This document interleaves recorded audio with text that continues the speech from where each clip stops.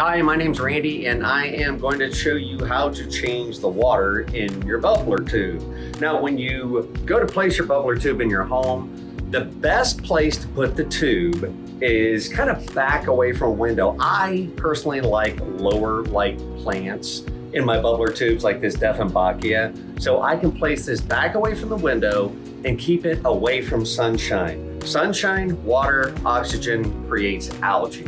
Now, if you keep it away from the window, you can typically get 30 to 45 days out of your tube before you do a water change. And the water change is kind of up to you. Whenever that water clarity doesn't look acceptable to you is when you need to do the change. This water clarity, I can tell you, I would easily let run for probably another 2 to 3 weeks.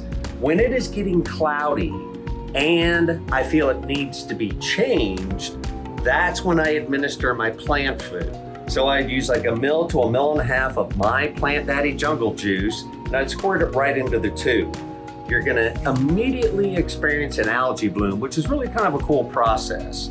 Let the plant set in the tube and eat for probably 4 or 5 days, and then we're gonna take it apart, clean the tube, and reset. First thing I am gonna do is disconnect the air hose. They do not make any quick release attachments, so I usually go right here by the crib, and at the 90-degree elbow where the air line connects, I just wiggle it and it comes disconnected like so. Now we are going to attach the hanging harness and remove the crib from the cylinder.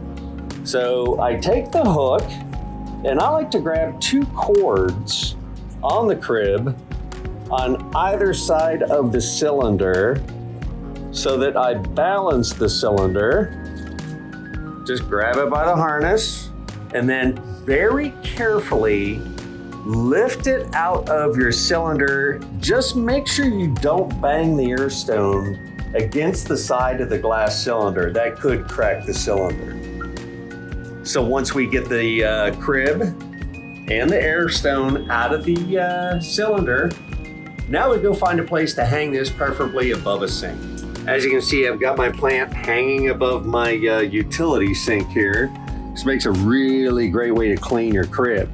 Now what I'm looking for is actually algae buildup on the crib, and I really don't have much algae at all. But if I had algae on the ropes or anywhere, I take a stiff bristled brush and I just simply brush it. Same thing with your air stone line. If you get algae on the line, just simply brush it.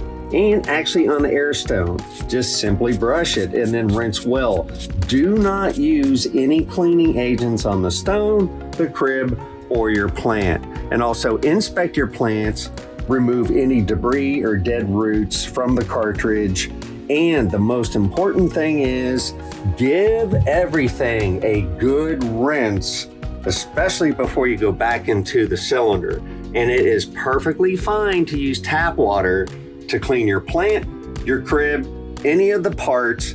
Only cleaning agents on the cylinder though, never on the cartridge or the air stone. Now we're gonna carry the cylinder to the sink to clean it. Don't ever attempt to move these cylinders full of water or carry them. It's extremely dangerous. Siphon all the water out with the siphon hose that came with your tube. So just simply put the hose into the cylinder, start it,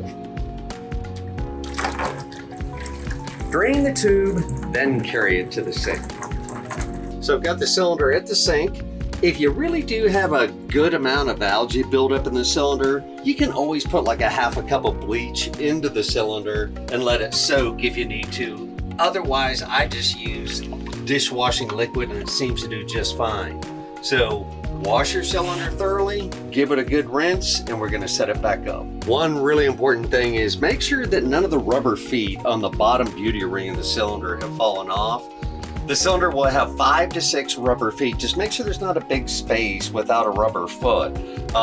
There is 4 replacement feet that came in your package with your bubble tube setup. So just simply peel it off and stick it on, but do make sure the feet are evenly placed around the cylinder before you set it back up. So that was cleaning your tube. Now it's time to set it back up. Simply watch the video named Setting Up Your Bubbler.